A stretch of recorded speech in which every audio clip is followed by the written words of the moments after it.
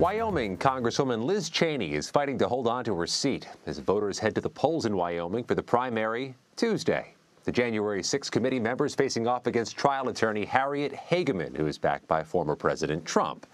Despite Cheney raising more than $15 million for the bid, she is far behind in recent polls.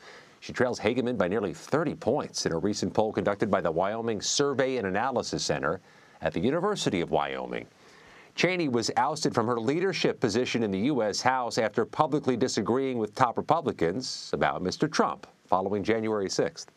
Do you believe President Trump should be speaking, or former President Trump should be speaking at CPAC this weekend? Yes, he should. Congresswoman Cheney? That's up to CPAC. I've been clear in my views about President Trump and the extent to which following January 6th, I don't believe that he should be playing a role in the future of the party or the country. On that high note, So, quite a primary day ahead in Wyoming. For more on that, let's go to Wyoming. Robert Costa's there, and Finn Gomez joins us too. Robert is CBS News chief election and campaign correspondent. Finn is CBS News political director. All right, Bob, what is your latest reporting? You're on the ground now in Wyoming. What are you hearing? Good to be with you, Scott and Finn.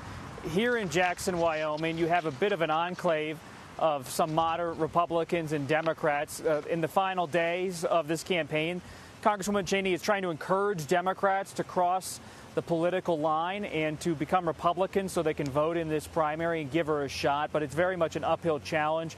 Talking to voters here in Jackson, there's a sense that even though the Cheney political dynasty in this state goes back decades, her father represented Wyoming in the House from 1979 to 1989, that this is a very tough race for her because, as someone just put it to me, a voter a few minutes ago, the state has taken a two-step to the right, and it's very much a Trump state. Well, we see what this would mean for Ms. Cheney if she were to lose tomorrow. What does it mean for the National Republican Party if she were to lose tomorrow, Bob? This is a moment that's a reckoning for the Republican Party. One of their major names, someone from the Cheney family, has gotten prominence by going after the former Republican president in an investigative way on Capitol Hill, vice chair of the House Select Committee investigating the January 6th attack. But because of that effort, she now faces, her political future is on the line. She faces a crucible politically here in Wyoming on Tuesday. But it could set her up, if she loses, for something that doesn't usually happen to a candidate when they're defeated in a House race, which is a national run, a presidential run. She has a lot of money in the bank, as you detailed. She's raised over $13 million, at least $14 million.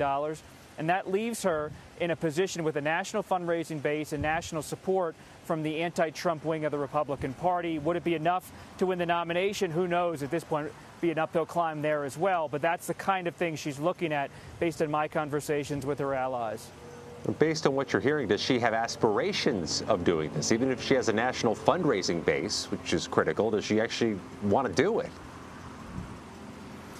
She hasn't ruled it out, Scott. She sat down with me a few months ago before the hearings began on Capitol Hill, and she said she's not ruling out anything in her future, whether it's a run for higher office or something else. And this is someone who believes the Republican Party has taken a turn toward Trump.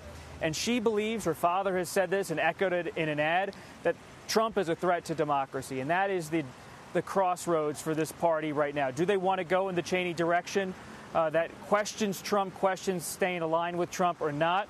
At least here in Wyoming, polling shows they want to stick with Trump, not with the Congresswoman. But that doesn't mean the whole Republican debate is going to be finished tomorrow night. I got a big name on the ballot in Alaska tomorrow, too. Finn, what's the latest on former Governor Sarah Palin's attempt to make a political comeback and win a seat in the House? Scott, that's right. Former Governor of Alaska, Sarah Palin, is running in a three-way race to fill Alaska's vacant House seat. She's running against fellow Republican Nick Begich, a Republican businessman who has the backing of the Alaska GOP establishment. Palin was endorsed by Donald Trump. She's also running against Democrat Mary Peltola in this special election, in this ranked tier system of voting. This is the first time that she has campaigned, she's been running since she and John McCain lost to former President Barack Obama and current President Joe Biden in the 2008 presidential race. The seat was actually previously occupied by Congressman Don Young, who was actually the longest-serving Republican in congressional history and who passed away in March. But Scott, whoever wins in Tuesday's special election will only hold a seat for a few months, and then will face the voters again at the normal November general election. Officials say it could take days or even weeks until the election results are determined, but it is a key race here in Alaska tomorrow. We remember 12 years ago in the primary when Lisa Murkowski couldn't secure her party's nomination for Senate, won the Senate seat anyhow through write-ins. What's her prospect for tomorrow in her primary? Well, Alaska primary has a unique system, which I just mentioned, which is this ranked choice voting, where the top 4 candidates out of the 19 that are currently running for this seat will advance to the general. However, it's really this race is really between the 2 Republican frontrunners, Kelly Tshibaka, who was endorsed by Donald Trump, and moderate incumbent Senator Lisa Murkowski. Murkowski is also that rare Senate swing vote, and also one of the 7 Senate Republicans who voted to impeach Trump over the January 6th attack. Tshibaka has expressed skepticism about the 2020 election, one of the election deniers, even though she considers Joe Biden the legitimate president, and again has that strong backing from President Trump. Alaska's election rules will also likely help Murkowski by letting some Democrats choose her as her second choice, boosting the incumbent above the far-right challenger in Kelly Tshibaka. But it's an interesting race as well, and of course, with the Senate balance in November, it could impact that. And can I just say, Scott, I'd much rather be where Bob is in Wyoming, even though I love my colleagues here. That is just a beautiful live shot location. I got to tell you, for 2 of the least populous states, 2 really interesting primary days ahead. Bob Costa's in the beautiful mountains of Wyoming. I think we all would agree Finn Gomez is in a very beautiful newsroom here in Washington, within sight of my sightly desk, which is nice. Thank you both, and good luck tomorrow. Thanks, Scott. Thanks.